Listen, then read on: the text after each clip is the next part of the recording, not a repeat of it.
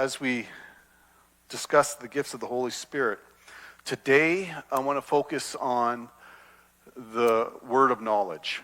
And we put this at the top. Why? Well, because I wanted to preach on it, and Pastor Trevor's going to take one next week. But every time we go through these gifts, and I'll tell you, I think on YouTube we have this series 5 different times. I know I've said I don't preach the same message twice, but I do preach the same topics over and over and over again.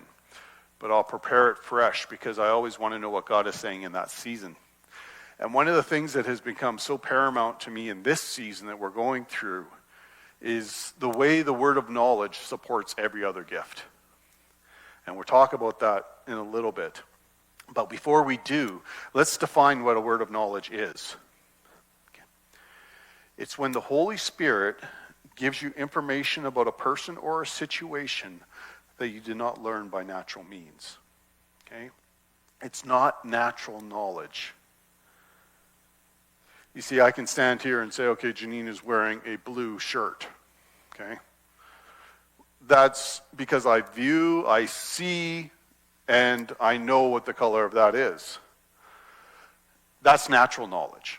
We gain it all the time through our natural abilities, okay? Whether it be through sight, like through observing, through hearing, through touching, tasting, or smelling. We use our 5 natural senses to gather information, okay? That's gathering knowledge. And we can do that in every part of our lives. I hope you do it every day. If you don't, you're probably in trouble, okay? But that's not what we're talking about today. We're not talking about gaining natural knowledge. Instead, we're talking about gaining supernatural knowledge. And how do we do this is with our supernatural senses, which you maybe have never thought of it that way or heard of that way, but I believe that God trains us in the natural so that we can operate in the supernatural. I believe it's a progression where you learn how to do it in the natural, the things you're familiar with, so you have a sense of understanding when you start dealing with the supernatural.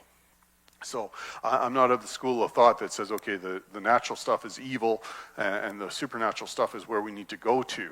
I'm saying, no, the natural stuff is what leads us to the supernatural. It's what gives us that proponent, that leap, that step.